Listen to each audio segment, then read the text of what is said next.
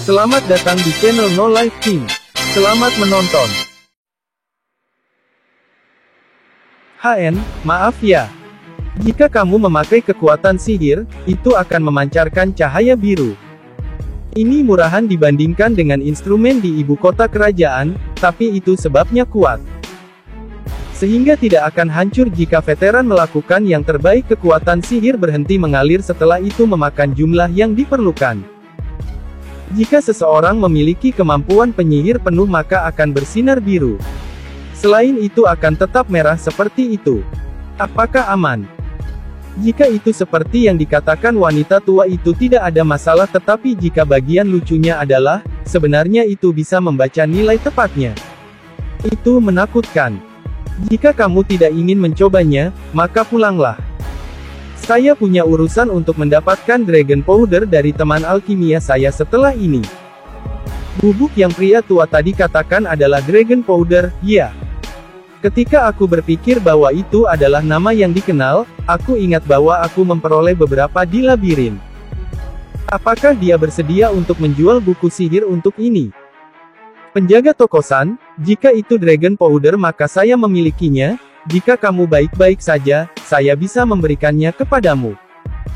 Aku mengambil 5 botol Dragon Powder dari tas. Aku mendapat 6 dari labirin, tetapi aku memutuskan untuk menyimpan 1 di tangan. Ketika aku mengeluarkannya aku memperkirakan harga pasar. 20 koin emas ya. Apakah itu asli? Wanita tua itu mengambil 1 botol dan mengambil 1 powder erpik. Lalu dia mengujinya dengan beberapa reagen dan aparatus. Saya akan membelikannya 10 koin emas. Wanita tua yang tamak.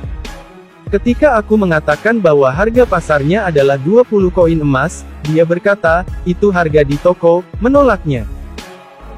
Karena aku tidak bermaksud untuk memaksakan penjualan dan kesepakatan sepertinya tidak dapat dicapai, aku meninggalkan toko, tetapi tangannya bertahan dengan kecepatan yang tidak sesuai dengan usianya.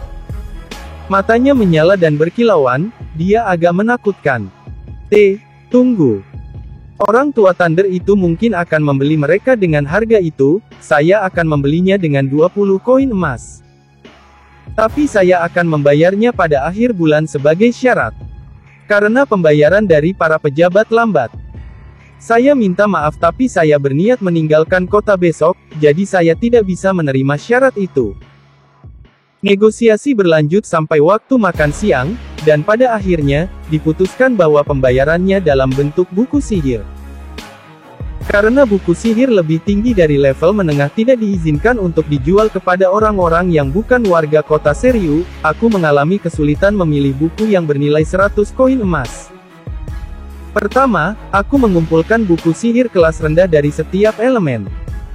Masih tersisa 40 koin emas, jadi aku membeli tesis dan investigasi, dan berbagai macam catatan untuk bahan bacaan. 60 koin emas hingga saat ini. Lalu aku membeli tongkat dan jimat.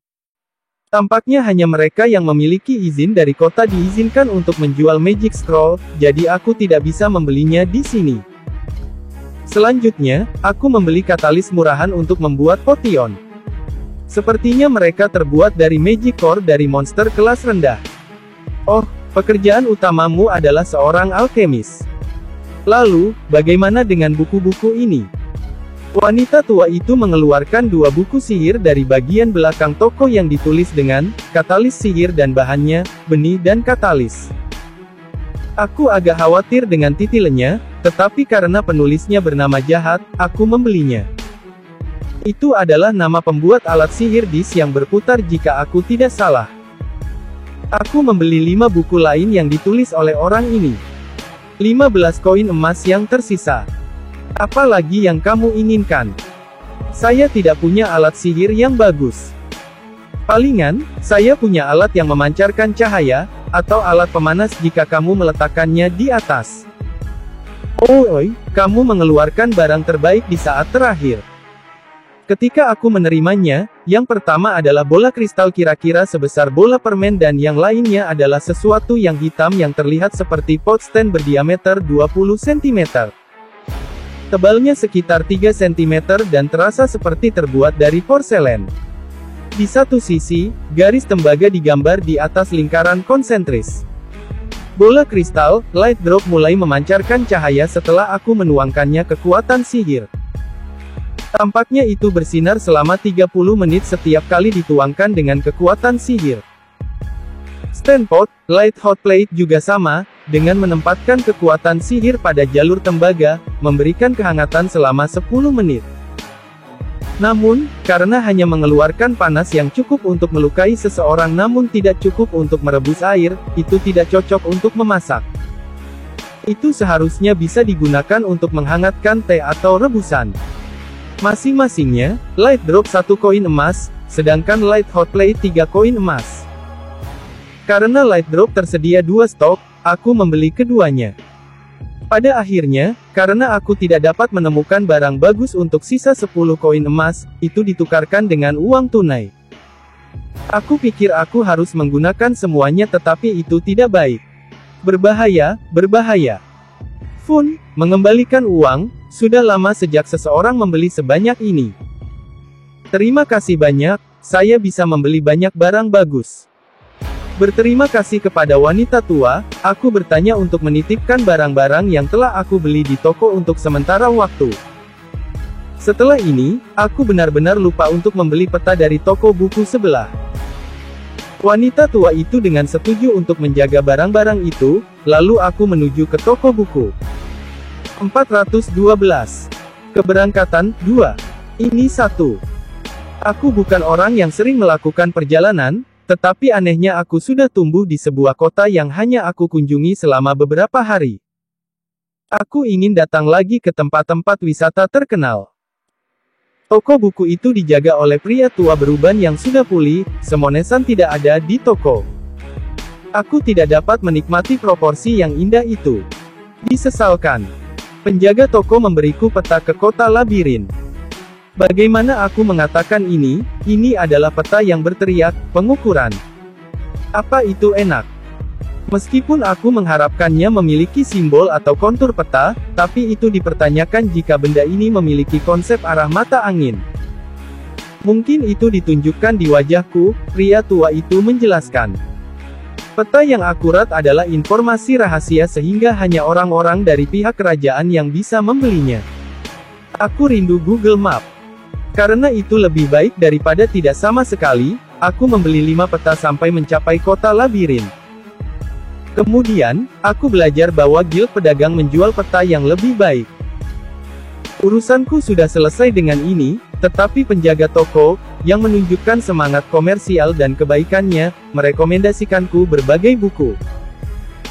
Buku-buku yang terlihat akan berguna untuk perjalanan seperti, Perjalanan ke Royal Capital, Kamus Herbal, karya Gary Peer Reverse Dictionary, dan lain-lain. Aku tertarik dengan titel mereka jadi aku membeli semua yang direkomendasikan.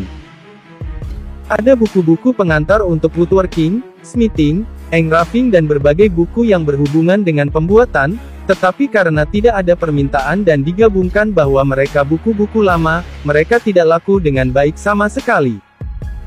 Ketika aku menunjukkan minat untuk itu, penjaga toko mulai menumpuk satu buku demi satu. Karena mereka dijual seharga 2 koin emas untuk semuanya, aku memutuskan untuk membeli semuanya.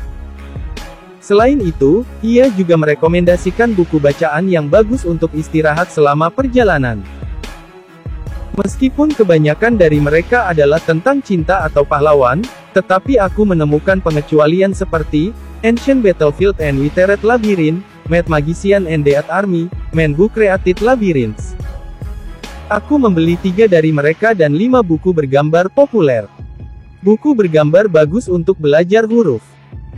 Itu sedikit lebih dari anggaran, jadi aku menawarnya menjadi 10 koin emas.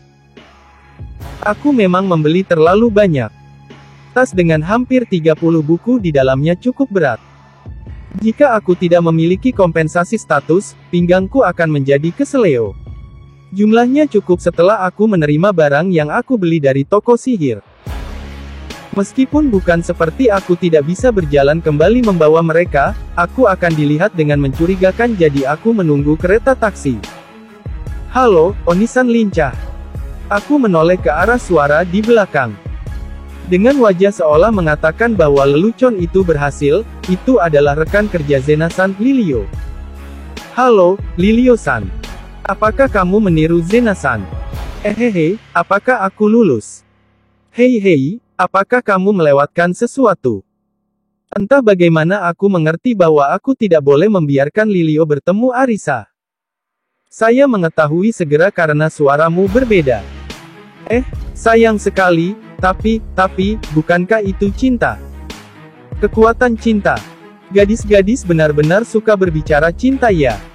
Lilio semakin mendekat untuk memaksakan tubuh kecilnya. Aku memiliki cukup banyak gadis loli, jadi dorong bahunya ke belakang agar tubuh kami tidak saling menempel. Apakah kamu sendirian hari ini? Ya, para prajurit lainnya sedang tidur, tapi Zena, dari kemarin siang sampai tengah malam hari ini, berjaga pada waktu yang tepat. Pasukan sihir berkurang jumlahnya, bukan?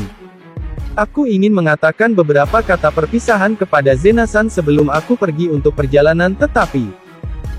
Baiklah, mari ubah keberangkatan untuk besok pagi. Lilio-san, bisakah kamu mengirim pesan untuk Zena-san? Oke, tapi tidak ada garis gairah yang akan membuat dada terasa panas, oke. Jika terlalu intens, itu mungkin ditafsirkan salah, kamu tahu. Sambil menyilangkan lengannya, Lilio berbicara dengan wajah nakal. Aku memintanya untuk memberitahu Zena bahwa aku akan berangkat lebih awal besok pagi. Lilio dengan senang hati setuju untuk menyampaikan pesan itu. Acha, cinta pertama Zena berakhir tanpa balasan ya. Tampaknya dia bermaksud untuk menjadi monolog, tetapi aku mendengarnya dengan keras dan jelas.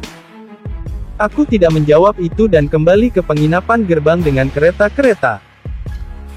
Di kereta, saya menyimpan buku-buku di dalam item box.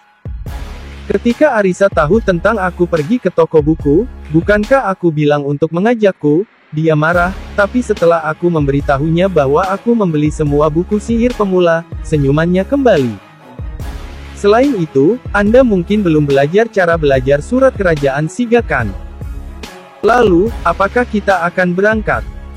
Karena Arisa bertanya, aku memberitahu semuanya bahwa kita akan berangkat besok pagi.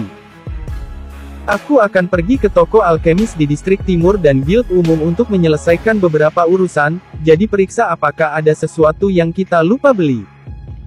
Tidak apa-apa untuk bermain kartu belajar ketika sudah selesai. Kartu Nano Desu, Pochi, Tama, dan Lulu bersukacita. Sangat jarang melihat sosok Lulu yang terlihat bahagia seperti gadis normal. Aku klik tombol REC di pikiranku. Barel kosong terlalu ringan itu akan terlihat tidak alami, jadi aku pikir bagus untuk menyimpan kentang tahan lama di dalamnya. Ini akan segera musim dingin, mungkin terlalu dingin untuk tidur hanya dengan mantel.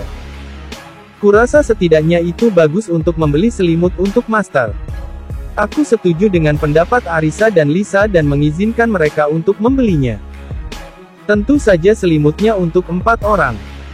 Karena Arisa melihat beberapa terbuat dari katun di pasar, aku mengizinkannya untuk membeli setelah mendengar harganya. Aku pergi ke toko alkimia, dan membeli banyak obat penghilang rasa sakit dan bahan deodoran serta kompilasi resep. Ini adalah kekhawatiran yang berlebihan, tetapi ketika berbelanja tanpa peduli dengan sisa uang, mungkin karena tidak ada keraguan, itu sedikit kesepian. Di guild umum, aku mendengarkan perkembangan permintaan yang aku minta dari Nadisan. Meskipun hanya sehari, itu sudah hampir selesai. Sisanya tidak di rumah jadi dia akan kembali besok. Nadisan memberikanku sesuatu saat aku memberinya hadiah. Apa yang dia berikan adalah keranjang besar yang penuh dengan barang-barang seperti tas kecil berisi uang, sayuran, sandal dan berbagai lainnya.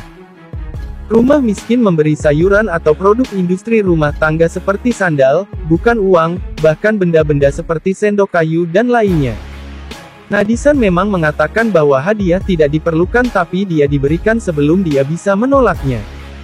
Aku mengatakan kepadanya bahwa aku akan meninggalkan kota Seriu besok dan aku memberikan hadiah kepadanya sebagai bonus. Satu-san, tujuanmu selanjutnya ibu kota kerajaan atau ibu kota duke sama?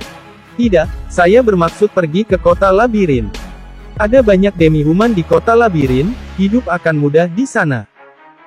Kalau dipikir-pikir, aku belum bertemu demi-human paling terkenal, elf. Aku pikir kota Serius seharusnya memilikinya. Itu benar, saya ingin melihat elf. Nadisan menunjukkan ekspresi halus mendengar balasanku. Dia melihat ke belakang dan memanggil manajer. Itu adalah pria tua yang selalu tidur. Manajer, tolong datang ke sini sebentar. Manajer datang ke sini sambil mengelus jenggotnya. Dia jauh lebih muda dari yang aku pikirkan. Dia agak kecil dan kurus, tapi dia pria tampan dengan rambut hitam panjang kehijauan yang serasi. Manajer yang tiba tidak mengatakan apa-apa. Nadisan mengangkat salah satu sisi rambutnya. Mereka cukup akrab. Lihat, dia menunjuk jarinya. Di telinga manajer, ujungnya agak runcing. Apakah dia juga demi-human? Reaksi Satu-san terlalu biasa. Saya minta maaf, apa yang salah dengan telinga manager-san? Nadisan marah setelah mendengar jawabanku. Mou, apa yang kamu katakan? Saya menunjukkanmu bukti karena kamu mengatakan bahwa kamu ingin melihat elf. Dia itu elf. Saya pikir telinga elf lebih panjang. Apakah dia half elf? Manager-san terlihat kesal dari jawabanku. Dia kembali ke posisinya dan melanjutkan tidur siangnya. Sepertinya aku telah menyinggung dia dengan jawabanku entah bagaimana. Mou, manajer. Hanya karena kamu dikira sama dengan suku telinga panjang, tolong jangan merajuk. Jenis apa suku telinga panjang? Dikatakan bahwa elf memiliki telinga panjang dari kampung halaman saya. Aku membuat gerakan untuk menunjukkan telinga panjang dengan jariku. Apa yang Satu-san katakan adalah suku di antara suku telinga yang disebut suku telinga panjang, Mereka lebih tinggi dari orang normal, dan rambut mereka pirang bukan hijau. Mereka memiliki bakat dalam sihir dan hidup lama seperti elf. Kaisar pertama Saga Empire adalah seorang dari suku telinga dan Raja Pahlawan, jadi suku ini dianggap sakral. Mereka jarang keluar dari Saga Empire, karena mereka memiliki tempat perlindungan di sana, jadi mereka jarang terlihat. Namun, mereka dibenci oleh para elf dan disebut false elf. Aku mengerti, jangan salah lagi lain kali. Aku minta maaf kepada manajer atas ketidaksopananku. Karena manajer menjawab dengan mengibaskan tangannya sambil tidur siang, aku menganggapnya bahwa aku dimaafkan. Keesokan paginya, kami sudah selesai sarapan di kios. Aku juga telah membayar penginapan. Marta-chan berkata, datang lagi ke sini lain kali. Sebagai perpisahan riang, aku meninggalkan penginapan dengan mengendarai kereta. Aku pikir Zenasan akan datang untuk melihatku pergi, tetapi dia berjaga semalaman, dia mungkin masih tertidur. Mari mengiriminya surat lain kali. Ketika kami berangkat, secara tidak sengaja aku melihat titik putih bergerak di sepanjang dinding bagian dalam. Aku menyapa Ksatria Soun di pintu gerbang masuk dan meninggalkan kota. Akan menyusahkan orang-orang jika aku menunggu di sini. Ketika aku agak menjauh dari gerbang, aku mendengar, tunggu, dari belakang. Karena aku akan menghalangi lalu lintas di sini, aku pergi ke ruang terbuka di luar gerbang dan menghentikan kereta.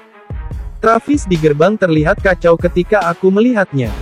Satu kuda keluar dari sana. Aku melambaikan tanganku dari atas kereta. Satu-san. Zenasan datang ke sini dengan kuda sambil merapikan rambutnya yang kusut karena angin. Dia mengenakan gaun yang tidak cocok untuk menunggang kuda. Dia memakai kosmetik yang berbeda dari biasanya.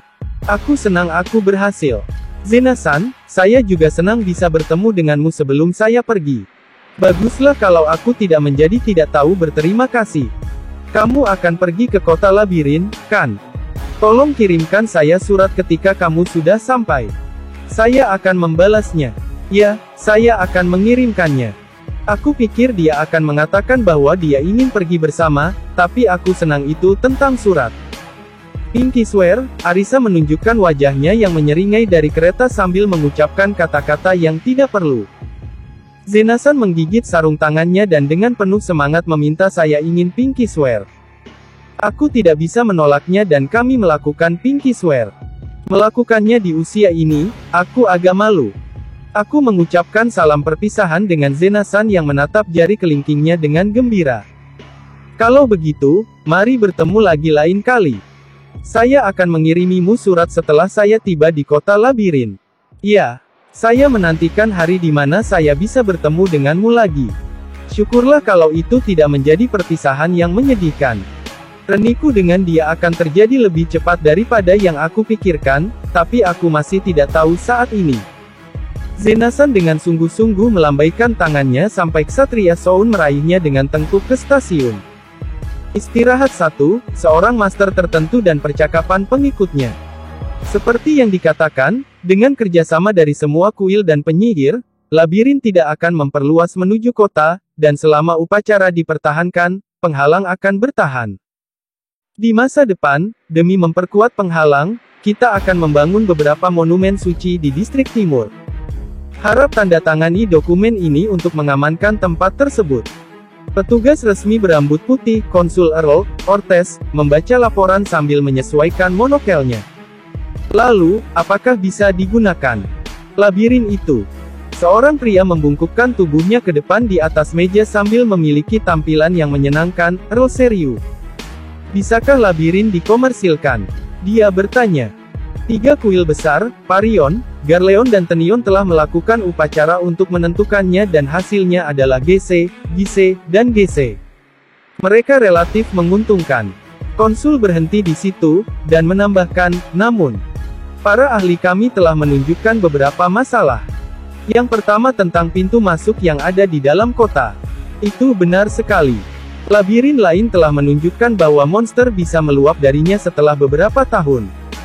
Oleh karena itu, perlu memiliki sesuatu untuk memiliki blokade jika itu terjadi. Dinding tambahan di luar penghalang ya. Cukup banyak biaya. Karena kita sudah memiliki tambang dari 3 tahun yang lalu, kita hanya butuh para pekerja ya.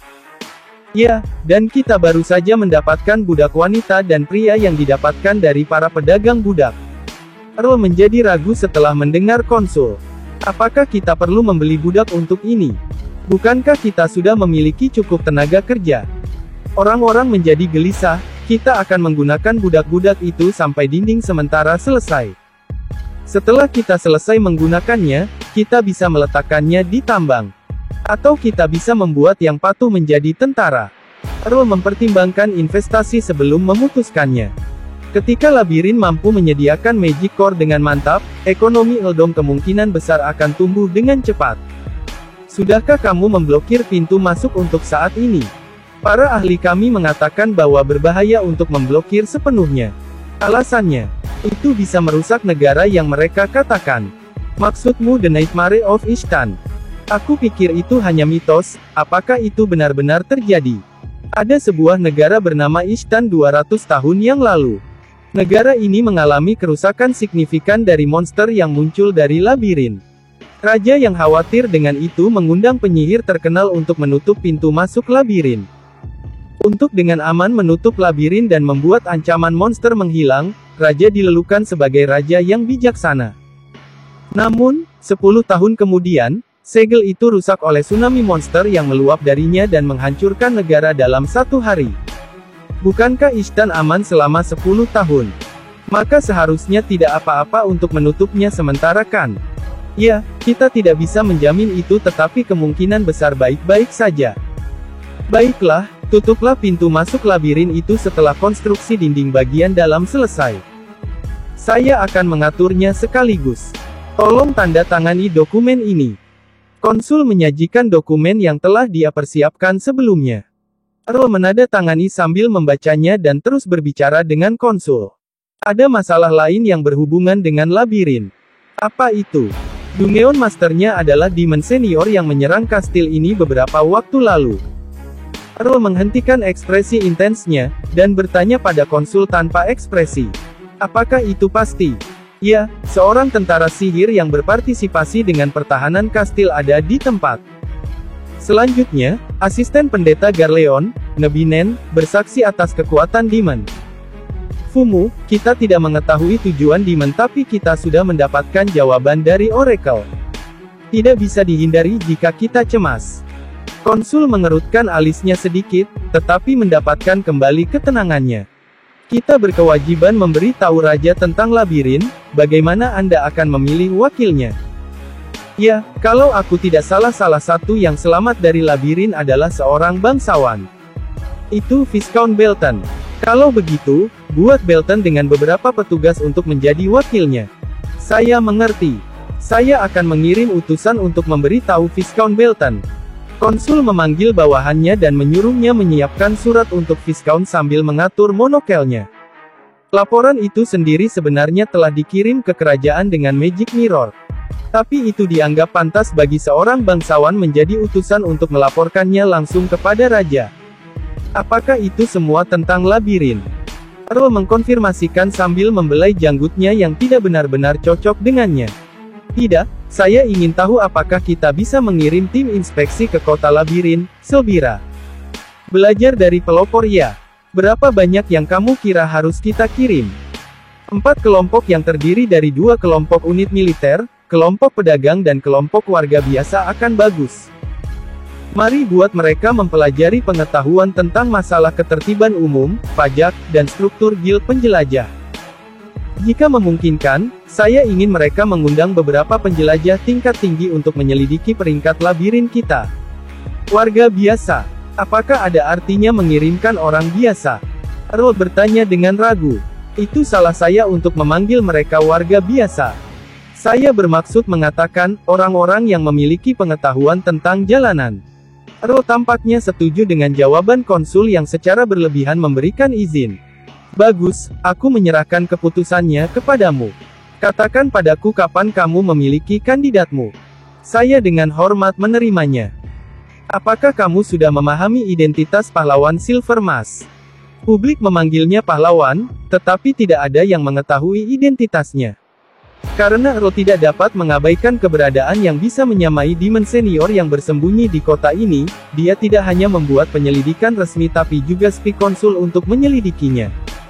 Kami telah berhasil mempersempit kandidat, tetapi kami kurang bukti konklusif. Siapa dan siapa? Kandidat pertamanya adalah Sir Kigori dari Ksatria. Dia memiliki sihir penguatan tubuh dan skill Herculean Strength. Dia tidak bertugas sehingga dia tinggal di rumah selama hari itu. Ada banyak hal lain yang cocok seperti rambut pirangnya yang panjang, dia seharusnya lebih membanggakan jika dia benar-benar Silver Mask. Benar, dia seorang pria narsis bukan? Kandidat kedua adalah Yasakushi si penjelajah. Dia warrior level 45.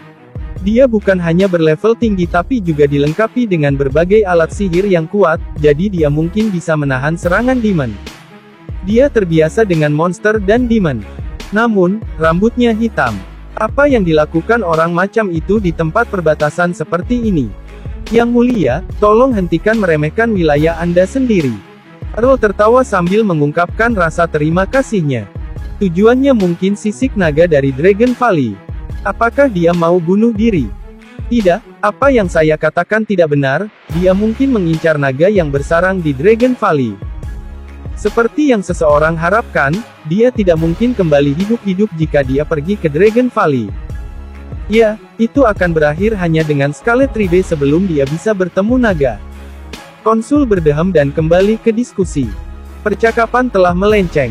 Kandidat ketiga adalah teman Yasakushi, Magic Swordsman, Tanshi. Levelnya tinggi sekitar 42, dan dia juga berurusan dengan demon seperti Yasakushi. Dia pirang, tapi dia tidak mungkin bertarung melawan demon senior sementara hanya bisa menggunakan sihir penguat tubuh. Benar, itu tidak seperti lawan tidak terpengaruh oleh sihir. Selain itu, penjelajah biasanya bertarung dengan party. Setelah tersesat dalam pemikiran untuk sementara waktu. Aku mengerti, tentu saja kita kekurangan bukti yang menentukan untuk memastikan siapa Silver Mask itu. Iya, apakah tidak ada kandidat lain? Bukan tidak ada, tapi di samping ketiganya, tidak mungkin dilihat dari kemampuan mereka. Mereka mungkin menyembunyikan kemampuan mereka yang sebenarnya, kamu tahu. Earl menyengir. Ada 4 orang yang dihilangkan dari kandidat. Yang pertama adalah anak keparat pendahulu Earl, Ratsdono. Dia hadir dalam kegemparan. Rambut dan tingginya sesuai dengan kondisi. Dia juga memiliki kebutuhan untuk menyembunyikan kemampuan sejatinya. Dan identitas. Yang artinya, seseorang seperti dia mungkin tetap menjadi penonton sampai akhir. Itu benar, kakak ipar memang seperti itu. Wajah jahat kakak iparnya muncul di dalam pikiran Earl. Kelihatan seperti penjahat dibandingkan dengan orang yang sebenarnya, mungkin karena perselisihan panjang di antara mereka. Dia tidak berhubungan dengan Silver Mask, tapi karena dia hadir selama insiden dengan Demon, Earl memerintahkan konsul untuk mengawasinya. Yang kedua adalah alkemis, Akabana Dono. Dia mengenakan jubah yang sama dengan Silver Mask, dia bahkan memiliki Silver Mask di rumahnya. Dia hadir di hari kegemparan, menunjukkan wajahnya di pos bantuan. Itu mencurigakan. Konsul menggelengkan kepalanya mendengar kata-kata Earl. Namun, Silver Mask bukanlah hal yang tidak biasa. Karena digunakan selama festival panen untuk mengusir Demon, mungkin ada lebih dari 10 toko yang menjualnya. Fumu, apakah itu seorang pria yang bertarung?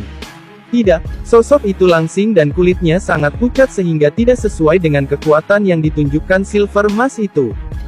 Seorang temannya telah bersaksi. Mungkin dia minum obat yang bisa mengubah tubuhnya. Sang tetua menegaskan keberadaan obat seperti itu tetapi reaksi umpan balik terlalu kuat sehingga bunuh diri bagi orang yang sehat untuk meminumnya. Apakah begitu? Bahkan jika itu mungkin, jika obat membuat tubuhmu cacat maka tidak akan ada artinya dalam pertarungan. Earl berpikir demikian dan memindahkan minatnya pada kandidat berikutnya. Yang ketiga adalah seorang pria bernama Usu yang berafiliasi dengan sebuah guild kriminal bernama Brown Rat. Itu pria yang berlawanan dengan seorang pahlawan. Pria ini memiliki tubuh dan rambut yang sama dan dia dipastikan hadir selama kegemparan kedua itu.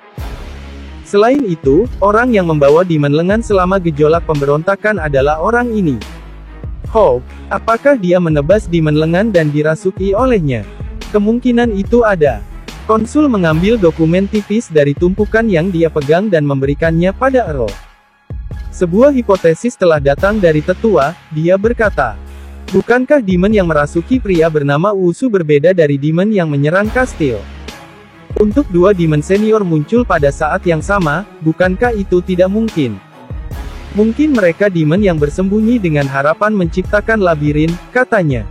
Dan kemudian mereka bertarung satu sama lain karena mengganggu wilayah orang lain, bukan? Itu ditulis seperti itu dalam hipotesis. Berapa banyak kebenaran dari apa yang dikatakan orang tua Thunder itu? Earl meletakkan satu tangan di dagu sambil berpikir. Jika dikatakan oleh orang lain maka kami akan menertawakannya bersama-sama. Konsul memanggilnya tetua, Earl memanggilnya orang tua Thunder, adalah penyihir terkemuka di wilayah ini dan di kerajaan dia salah satu dari 5 yang terkuat. Bahkan jika apa yang dia katakan tampak tidak masuk akal, itu tidak bisa diabaikan. Saat itu, karena tidak ada bukti saya tidak bisa mengatakannya dengan pasti, tetapi jika itu adalah kebenaran maka banyak hal akan mulai masuk akal. Seperti daya tahan yang abnormal. Ya, bertarung sambil meninju Demon, dia menerima serangan terkonsentrasi dari 30 penyihir dan keluar tanpa cedera. Dia tidak mungkin manusia. Mungkin dengan alat sihir tertentu, tetapi Earl dan konsul tidak tahu tentang hal itu. 3 kandidat pertama yang disebutkan tidak dapat menghapus kondisi ini juga, jadi mereka dicoret. Jika dia Demon, maka pertanyaan itu terpecahkan ya. Pemimpin ksatria yang memerintah juga melaporkan itu, dia kuat tanpa keraguan, tapi gerakannya seperti seorang amatir. Seorang Demon senior yang tidak terbiasa bertarung ya. Atau mungkin, kebingungan dengan perbedaan tubuh yang dimilikinya dibandingkan dengan tubuh aslinya. Jika Demon lain mampu menyembunyikan diri, maka ancaman itu tidak dapat diabaikan. Earl berpikir begitu dan menerjemahkannya ke dalam tindakan. Baiklah, tangkap semua anggota Guild Brown Rat. Selidiki semua hal tentang pria yang bernama Usu ini. Saya mengerti. Oh ya, saya hampir lupa dengan kandidat terakhir. Konsul menarik laporan dari tumpukan dokumen. Dia dipanggil satu, menyebut dirinya sendiri seorang pedagang. Menyebut dirinya sendiri. Ya, orang itu memperkenalkan dirinya sebagai seorang pedagang tetapi tidak ada seorang pun di dalam guild pedagang yang mengenalnya, dan dia tidak memiliki kegiatan bisnis apapun selama kunjungannya ke kota Seriu. Earl yang memiliki ketertarikan, menyela. Apakah dia seorang spi dari negara lain? Tidak, penampilannya terlalu buruk untuk menjadi seorang spi. Satu-satunya hal yang dia lakukan setelah tiba di kota ini hanyalah jalan-jalan dan melakukan pertemuan dengan wanita. Dia tampak kaya tapi dia tidak melakukan apa-apa selain berwisata. Berwisata di tempat ini. Sebuah kota dengan objek wisata yang jarang. Ya, ini cara yang bagus untuk memeriksa fasilitas dan jalanan kota sebagai cara untuk menegaskan kekuatan negara, tapi itu terlalu mencolok. Itu benar, aku belum pernah melihat seseorang yang melakukan wisata di kota Seriu ini. Konsul melanjutkan pembicaraan setelah membersihkan tenggorokannya. Orang ini seperti ketiga sebelumnya, dia hadir selama kegemparan kedua, dan selamat dari labirin. Orang yang menyebut dirinya sendiri seorang pedagang, tapi sebenarnya penjelajah ya. Earl merasa itu sangat lucu. Yah, menurut Viscount Belton, dia hebat dalam memerintah budak demi-human, tapi orang yang sebenarnya sendiri biasa-biasa saja.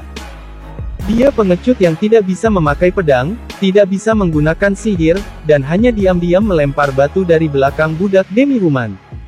Katanya, apakah orang itu kenal dengan Viscount Belton? Daripada seorang kenalan, dia adalah orang yang menyelamatkan Viscount Belton ketika dia tertangkap oleh monster. Oh, haruskah kita memberinya semacam medali? Kurasa itu tidak perlu karena Viscount sendiri sudah memberinya hadiah. Earl mengangguk sambil kembali ke cerita. Bahkan tanpa kekuatan bertarung, dia bisa lolos dari labirin. Kita harus mempertimbangkan bahwa dia memiliki semacam pengalaman. Bukankah itu hanya karena budak demi-human yang kuat? Dari pemeriksaan batu Yamato, mereka semua level 13, sekitar level seorang ksatria biasa. Konsul melaporkannya dengan jelas. Ekspresinya tidak ditunjukkan apakah dia melakukan diskriminasi terhadap demi-human.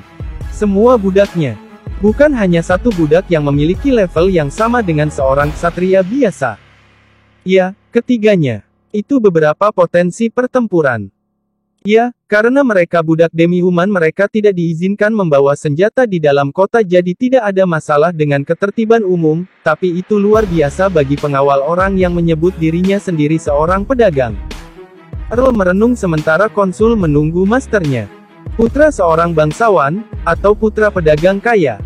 Tidak mungkin, orang seperti itu akan memiliki manusia sebagai pengawal mereka. Pangeran kerajaan yang hilang. Saya pikir Anda melompat pada kesimpulan untuk yang satu itu. Kamu benar, itu menyenangkan untuk menebak identitasnya tetapi tidak ada artinya. Iya. Mari mencari orang-orang yang akan dimasukkan ke dalam tim inspeksi untuk kota labirin. Apakah Anda serius tentang itu? Tuliskan kandidatnya. Saya mengerti. Namun, sehari setelah ia tiba di kota Seriu, ia berada di tempat di mana Demon menyerang. Apalagi, sehari setelah itu, ia hadir saat pemberontakan, dan lagi, ia diseret ke labirin. Betapa orang yang tidak beruntung. Jika orang itu membawa Demon maka kita harus mengusirnya dari wilayah ini. Itu tidak mungkin. Ngebinen bersaksi bahwa dia yang menghentikan pemberontakan, menemukan dalang di belakangnya dan mengenali Demon itu. Earl mengangkat matanya setelah mendengar laporan konsul. Dia orang yang cukup cakap. Kalau yang dikatakan Nebinen itu bukan kebohongan. Bukan hanya Nebinen Dono, seorang tentara sihir yang hadir juga memberi kesaksian tentang hal yang sama. Fumu, pria misterius ya. Aku tertarik tapi aku tidak mendapatkan waktu luang untuk bertemu dengannya. Ya, karena Anda perlu mengatur kembali tentara wilayah, membangun kembali kota yang hancur, isolasi labirin dan hal-hal lain yang terus menumpuk. Earl yang tampaknya melakukan kenakalan, menyeringai sambil melekukkan bibirnya. Tentang medali tadi. Apakah Anda benar-benar akan memberinya satu? Tidak, bukan medali, mari beri dia Tilgen Leman. Rancor. Konsul luar biasa terguncang dengan Earl dan kata-katanya tercampur dengan duri. Kamu tidak keberatan kan? Ini peringkat yang diberikan kepada 10 orang setiap tahunnya. Kita tidak perlu memberinya posisi atau pensiunan. Paling banyak privilesenya berada di kursi terendah bangsawan dan dibebaskan dari pajak. Untuk memberikan seseorang yang tidak diketahui kelahirannya dan rank parentage, bawahan ini yang telah melayani selama beberapa generasi keberatan. Earl telah mengantisipasi keberatan konsul dan dengan sungguh-sungguh menyatakan alasannya. Dia menyelamatkan anggota tertua dari pengikut, nyawa Viscount Belton, menghentikan pemberontakan, dan mengungkap plot Demon. Bukankah itu cukup untuk sebuah pencapaian? Tidak ada keberatan atas prestasinya tapi... Selain itu, aku tidak memberinya rank Viscount atau Baron tapi rank bangsawan rendah. Konsul menyadari bahwa Earl tidak serius dari ekspresinya. Tolong berhenti bercanda. Saat ini adalah saat yang penting bagi Earldom untuk membuat kemajuan pesat. Maafkan aku.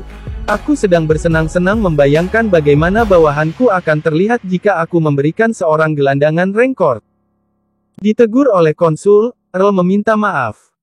Setelah selesai melepaskan uap dengan lelucon, Earl dan konsulnya pindah ke agenda berikutnya. Malam mereka panjang. Istirahat 2, teman-teman Yuni. Aku telah membuat teman baru hari ini. Mereka gadis demi-human bernama Pochi-chan dan Tama-chan. Semua demi-human yang pernah aku temui mata mereka seperti kucing liar bersiap untuk mengeluarkan taring mereka menakutkan. Tapi gadis-gadis itu berbeda. Pagiku dimulai lebih awal, karena aku akan dimarahi jika aku tidak sampai di gerbang penginapan sebelum fajar. Ketika langit mulai cerah, aku meninggalkan panti asuhan di jalan utama. Itu redup, tapi aku tidak takut. Karena aku bersama anak-anak lain yang sedang berlari menuju tempat kerja mereka. Aku masuk melalui pintu belakang karena gerbang besar untuk kereta ditutup. Pintu belakang juga tertutup, tetapi untukku yang pendek, aku bisa menyelinap melalui celah kecil. Aku menuju ke pintu staf melalui halaman. Airnya sedikit ketika aku mengintip kendi air. Aku harus mengisinya sebelum landlady bangun. Aku mengambil ember dan pergi ke sumur. Berat. Tergantung pada berat badanku, aku menarik tali yang terhubung dengan ember. Mengambil air adalah kerja keras. Khususnya untuk seseorang yang ringan sepertiku. Aku ingin tahu apakah hari itu akan tiba ketika aku dapat mengambil air dengan mudah seperti Martasan. Intruder. Orang yang mencurigakan nanodesu. Aku terkejut oleh suara-suara dari kegelapan dan melepaskan tali. Meski aku hampir berhasil. Aku berbalik ke arah dari mana suara-suara itu berasal. Dari sana, 4 cahaya mengambang bersama dengan suara riang. Kia, Unya, Luwu. Aku tidak mampu menahan teriakanku. Tetapi siapapun akan terkejut jika mereka berada dalam kegelapan. Didorong oleh fakta itu, aku dengan keras memarahi orang-orang yang berada di dalam kegelapan. Jangan menaikkan suaramu tiba-tiba. Aku harus mengambil lagi sekarang. Maaf. Nanodesu. Orang-orang itu dengan terus terang meminta maaf membuatku kehilangan keteganganku. Matahari berangsur naik dan aku bisa melihat wajah para gadis itu. Gadis-gadis itu adalah Biskin. Aku terkejut pada awalnya dan berteriak, "Jangan datang ke sini." Tapi Pochi dan Tama tidak keberatan. Aku akan membantu. Nanodesu. Mengatakan demikian, mereka mulai menarik air menggantikanku. Pochi dengan cepat menarik talinya seperti lelucon. Aku bertanya-tanya seberapa kuat anak-anak Biskin. Atau mungkin gadis-gadis ini spesial. Setelah Pochi selesai mengambil air, kali ini Tama berkata, "Tidak adil." Tama juga akan melakukannya, dan mulai mengambil air. Gadis-gadis ini pasti berpikir bahwa ini adalah permainan atau sesuatu. Oh dewa, maafkan saya, Yuni adalah gadis yang nakal. Aku menggunakan keduanya yang dengan gembira bermain-main sampai ember penuh dengan air. Selain itu, tidak hanya mengambil, mereka juga membantuku membawa air. Sebagai ucapan terima kasih, aku akan berbagi makanan hari ini dengan para gadis ini. Aku memecahkan roti hitam yang aku terima sebagai sarapan dan membawanya keduanya dengan sup. Pekerjaan di sini sulit tetapi bagus karena aku mendapatkan makanan yang lezat. Bahkan tanpa topping, sup jauh lebih enak daripada sup tipis yang kadang-kadang disajikan di panti asuhan, bahkan jenggot hitam yang sedikit asam juga cocok dengan itu. Tidak ada buah gabo yang dikukus atau daun gabo acar sebagai satu-satunya makanan. Keduanya pasti akan senang. Sambil berpikir demikian, aku pergi ke kandang. Ada seorang wanita lizardman besar di samping kedua gadis di sana. Aku cukup takut untuk menjatuhkan mangkuk sup, tapi aku tidak bisa membuang makanan penting. Dengan kuat aku menanggungnya. Yuni. Nanodesu. Kedua gadis itu memanggilku. Tapi tunggu. Hei, apa yang ada di tanganmu? Daging. Keju Nano desu. Tidak mungkin. Itu bohong, kan? Kamu tidak makan daging bahkan setelah bertahun-tahun, kan? Bagaimana budak, dua budak demi-human pada saat itu, mendapatkan barang mahal semacam itu? Selain itu tonjolan yang cukup besar. Hah? Aku bertahan untuk menjaga air liurku. Itu keluar sedikit tapi aku segera menghapusnya. Aku pikir aku akan makan bersama denganmu. Aku akan berbagi ini, memberi seperti aku di atas mereka, akan sangat lucu. Ara, bukankah kamu gadis pesuruh? Siapa namamu? Karena kamu sudah di sini, mengapa kita tidak makan bersama? Dari belakang gadis lizard, dua gadis keluar. Yang mulai berbicara adalah gadis berambut ungu dengan usia yang sama denganku, dan yang lainnya adalah onesan berambut hitam dengan wajah yang disesalkan. Gadis berambut ungu, berbicara dengan cara yang benar-benar suka memerintah. Aku bertanya-tanya apakah dia benar-benar seusia denganku. Dia adalah Arisa. Dia memotong bongkahan daging dan keju kering dan membaginya denganku. Gadis lizard, yang dipanggil Lisa, mengatakan sesuatu tetapi, Arisa berkata, tidak apa-apa, bagian gadis kecil itu sepele. Master pasti akan setuju. Jika dia marah maka aku akan menjadi satu-satunya yang akan dimarahi, mau mantai. Dan Liza-san mengerti. Aku tidak begitu mengerti apa yang dikatakan Arisa, tetapi sekarang adalah saatnya untuk mencicipi rasa daging dan keju ini. Aku membusungkan pipiku seperti tupai sambil benar-benar menikmati rasanya berkali-kali. Aku yakin bahwa aku akan mengingat hari ini untuk sementara waktu, dan aku yakin bahwa buah gabo akan terasa seperti daging dan keju. Selain membagi makananku sebagai ucapan terima kasih, aku makan hal-hal yang lezat sebagai gantinya. Selanjutnya, setelah makan, Pochi dan Tama membantuku merawat kuda-kuda. Keduanya sangat kuat. Bahkan Liza-san yang bosan, membantu menganti kotak pasir kuda. Aku pikir bahwa demi-human itu menakutkan, apakah aku salah? Ada hal-hal baik dan juga hal-hal buruk. Landlady memberi tauku dan Martha untuk membeli kayu bakar dari toko kayu. Apakah kami benar-benar harus membawa dua bundelan ini ke penginapan? Martha-san berkata, Yosh, ayo lakukan yang terbaik. Tetapi kamu tidak akan dapat dengan mudah membawanya, kamu tahu. Tetap saja, aku seorang karyawan, aku tidak akan mengeluh. Jika aku dengan ceroboh mengeluh aku akan dipecat, dan aku tidak tahu apakah aku bisa mendapatkan pekerjaan lain waktu itu. Di masa depan, jika mungkin aku tidak ingin menjadi pelacur di sudut jalanan. Aku mengangkat kayu bakar dengan segenap kekuatanku. Kakiku mengejutkan, tapi aku tidak akan kalah. Karena Martan-chan membawa seikat kayu bakar bahkan lebih besar dari punyaku. Membawa kayu bakar. Ya, membawanya. Membawa kayu bakar. Ketika aku hampir pingsan, beratnya tiba-tiba tidak ada lagi. Aku melihat ke atas dan seorang pria yang tidak dikenal telah mengambil kayu bakarku. Tidak, jangan ambil. Aku harus membawa pulang itu. Sebelum aku bisa mengeluh, Martha-san berterima kasih padanya. Aku bilang dia tidak dikenal, tapi ketika aku melihatnya lagi, ternyata dia adalah tamu di penginapan. Dia adalah orang yang memberiku tips mewah hanya dengan membawa air ke kamarnya pagi ini. Sepertinya dia dipanggil Satu-san. Satu-san tidak hanya membawa kayu bakarku tetapi juga Martha-san. Bagaimanapun, seorang pria kuat. Dia membawanya tanpa keringat. Aku tidak menyadarinya sebelumnya, tetapi Pochi dan Tama membawa ransel besar bersama dengannya. Jadi master dari keduanya adalah pria ini. Mungkin bagus untuk menjadi budak pria ini, aku berpikir seperti itu. Ketika aku kembali ke penginapan, aku melanjutkan merawat kuda. Pochi dan Tama juga membantuku seperti di pagi hari. Tidak apa-apa. Tidak masalah. Tapi, tolong jangan, saya akan dimarahi oleh landlady jika saya membiarkan seorang tamu membantu saya. Untuk master yang mengenakan jubah yang tampak mahal, tolong jangan membantuku merawat kuda-kuda. Tolong hentikan dengan wajah kecewa itu. Sepertinya aku melakukan sesuatu yang buruk. Piring. Aku menyatakan demikian dan membalik kartu. Piring digambar di belakangnya. Ya, ini yang ketiga. Aku dengan hati-hati mengumpulkan kartu yang aku dapatkan dengan keras.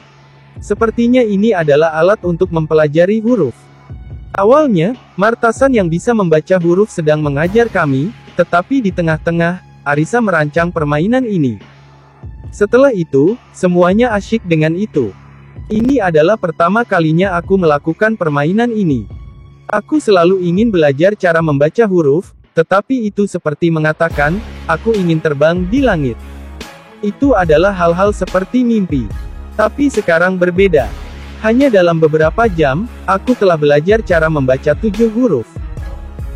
Hal menyenangkan tidak berlangsung lama, kata mereka, tapi ini terlalu banyak. Meskipun aku sudah mempunyai teman baru, besok Kochi dan Tama akan meninggalkan kota Seryu. Tapi aku sudah berjanji pada mereka berdua. Aku akan benar-benar belajar kata-kata dan menulis surat kepada mereka. Aku tidak tahu biaya untuk mengirim surat, tetapi aku memiliki tabungan rahasia 2 koin tembaga. Jika aku punya sebanyak ini, maka aku bisa mengirim surat. Di malam hari, ketika aku menyelesaikan pekerjaanku, Satusan memberiku tas penuh balok kayu.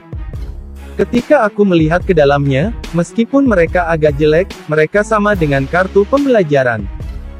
Dia berkata, ini adalah hadiah karena sudah bergaul dengan gadis-gadis kami. Dan memberikannya kepadaku. Aku ingin berterima kasih kepadanya segera, tetapi aku tidak tahu bagaimana mengucapkan terima kasih. Oh iya, kartu balok kayu yang Satusan berikan menjadi sangat populer di panti asuhan. Beberapa anak yang lebih tua yang berminat meminta limbah kayu dari toko kayu dan anak-anak yang pandai menggambar membuat gambar. Meskipun seminggu belum berlalu sejak itu, kami sudah selesai membuat 3 set. Akan lebih baik jika semuanya bisa membaca huruf dalam 1 tahun. Itu mimpiku. Sangat menyenangkan jika itu benar-benar terjadi. Pekerjaannya memang sulit seperti biasanya, tetapi setelah hari itu, aku melihat lebih banyak mimpi bahagia setiap harinya.